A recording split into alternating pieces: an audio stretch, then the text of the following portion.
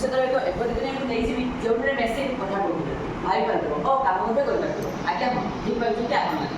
ମୁଁ କୃତ୍ରିମ ବୁଦ୍ଧିମତ୍ତା ମାନେ ଏଆଇ ବିଷୟରେ ହିଁ କହିବାକୁ ଯାଉଛି। ସମସ୍ତଙ୍କୁ ମୋର ନମସ୍କାର। ମୁଁ ସୁମନ ସେଠୀ, ଜାତୀୟ ସରକାରୀ ଉଚ୍ଚ ବିଦ୍ୟାଳୟର 10ମ ଶ୍ରେଣୀର ଛାତ୍ର। ଆଜିର ଏହି ବିଜ୍ଞାନ ଭିତ୍ତିକ ସେମିନାରରେ ଆଲୋଚନା କରିବାକୁ ଯାଉଛି ଆର୍ଟିଫିସିଆଲ ଇଣ୍ଟେଲିଜେନ୍ସ ଉପରେ। ଏହା ବିଷୟରେ ଆପଣମାନେ ଶୁଣିଥିବେ ନିଶ୍ଚୟ ଓ ଏହାର ଅଳ୍ପ ବହୁତ ବ୍ୟବହାର ମଧ୍ୟ କରିବେ।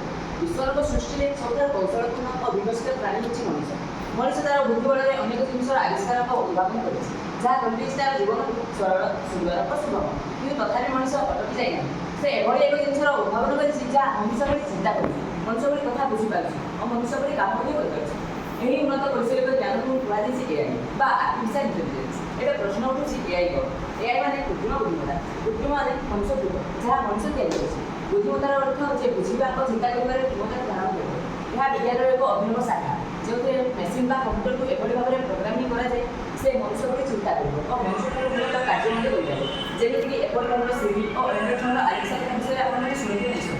ହଲିଉଡର ଟର୍ମିନେଟର ଓ ବଲିଉଡର ରୋବଟ ମୁଭିରେ ମଧ୍ୟ ମେସିନ୍ ଓ ରୋବଟର ଗୁଣକୁ ସବୁ ଦେଖିବେ। ଏବେ ଆସନ୍ତୁ ଏଆଇ ବିଷୟରେ ଆଉ ଟିକେ ଅଧିକ ଆଲୋଚନା କରିବା। କ'ଣ ଏହି କୃତ୍ରିମ ବୁଦ୍ଧିମତ୍ତା? କୃତ୍ରିମ ବୁଦ୍ଧିମତ୍ତା ହେଉଛି କମ୍ପ୍ୟୁଟର ସିଦ୍ଧାନ୍ତ ଯେଉଁ ମୂଳ ଧାରଣା ଉପରେ କାର୍ଯ୍ୟ କରେ ସେଗୁଡ଼ିକ ହେଲା machine learning, neural network, natural language processing ଏବଂ ରୋବଟିକ୍ସ। ଏବେ ଆସନ୍ତୁ ଜାଣିବା ଏହାର ଇତିହାସ।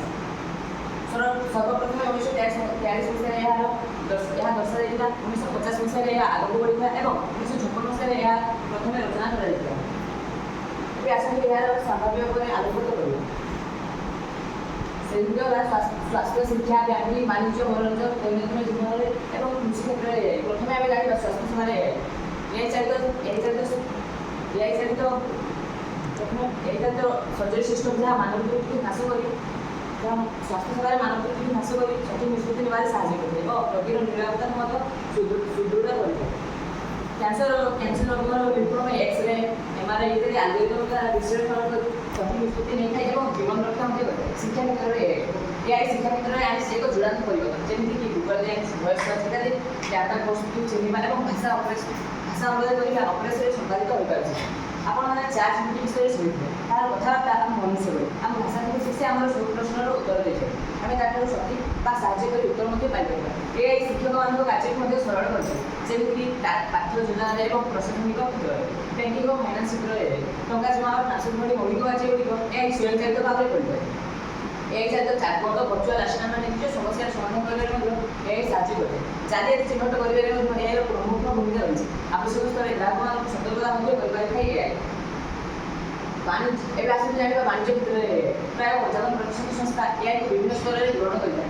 ନିକଟ ଭବିଷ୍ୟତରେ ବାଣିଜ୍ୟ କ୍ଷେତ୍ରଗୁଡ଼ିକ ଏଆଇ ଦ୍ୱାରା ହିଁ ପରିଚାଳିତ ହେବ, ଯେମିତି ଲୋକମାନଙ୍କ ସହିତ ସରଳ ବାର୍ତ୍ତାଳାପ ପରିଚାଳନା, ସଠିକ୍ ବହୁ ପରିମାଣର ତଥ୍ୟକୁ ବିଶ୍ଳେଷଣ କରି ଏହା ଭିଜୁଆଲ୍ ଫର୍ମାଟରେ ମଧ୍ୟ ପରିଣତ କରିବାରେ ଶିଳ୍ପ ଉଦ୍ୟୋଗ କ୍ଷେତ୍ରଗୁଡ଼ିକରେ ରୋବଟର ବ୍ୟବହାର ଶ୍ରମ, ସମୟ ଓ ଖର୍ଚ୍ଚ କମ୍ କରିବାରେ ମଧ୍ୟ ସାହାଯ୍ୟ କରିପାରିବ।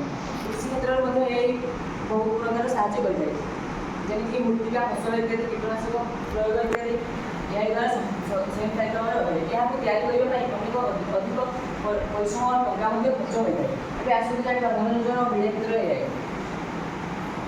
ଦର୍ଶକମାନଙ୍କ ପସନ୍ଦକୁ ଦୃଷ୍ଟିରେ ରଖି ଚଳଚ୍ଚିତ୍ର, ଖେଳ, ସଙ୍ଗୀତ, ଟାଇଟଲ୍ ଓ ସବଟାଇଟଲ୍ ଦେବା ଭଳି ଇତ୍ୟାଦି ଏଆଇ ସ୍ୱୟଂଚାଳିତ ଭାବରେ କରିଥାଏ। ଦର୍ଶକମାନେ କାର୍ଯ୍ୟ ଦେଖିବା ପରେ କିଭଳି ପ୍ରତିକ୍ରିୟା ରଖିଛନ୍ତି ତାହା ଜାଣିବା ପାଇଁ ମଧ୍ୟ ଏଆଇ ସୋସିଆଲ ମିଡ଼ିଆରେ ଏବଂ ଦର୍ଶକମାନଙ୍କ ପସନ୍ଦକୁ ଜାଣି ସେହିଭଳି କାର୍ଯ୍ୟକ୍ରମ ପରିବେଷଣ କରିବା ଇତ୍ୟାଦି କରିପାରୁଅଛି। ଆଜିକାଲି ଆପଣମାନଙ୍କୁ ମୋବାଇଲରେ ସ୍ମାର୍ଟ ଟିଭିରେ Netflix, Jio cinema, Jio Hotstar, Netflix ଇତ୍ୟାଦି ଆପ୍ଗୁଡ଼ିକର ବ୍ୟବହାର ଏହାର ଜ୍ୱଳନ୍ତ ଉଦାହରଣ।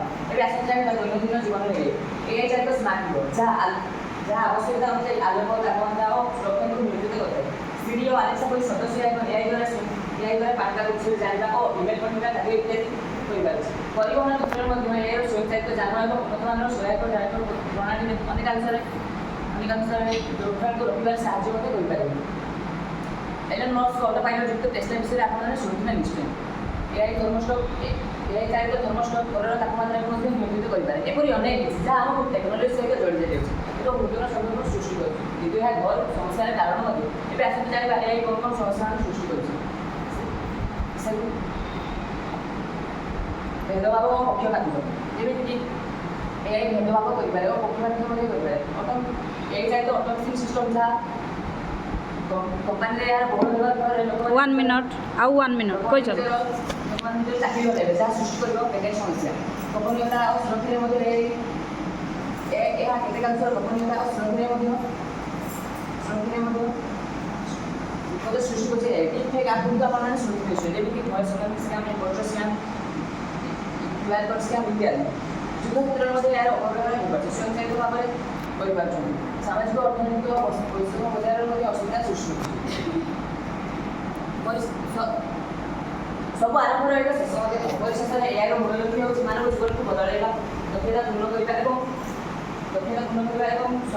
परिवेश स्वास्थ्य आरंभ कर समाज व्यवसाय तथा परिवेश स्थिरता पर्यटन जटिल आह्वान कर जटिल आह्वान कर अपार संभावना सृष्टि करवा कृत्रिम बुद्धिमत्ता व्यवहार जदि आम व्यवहार मानव समाज पछी रसायन उचित व्यवहार विकसित भारत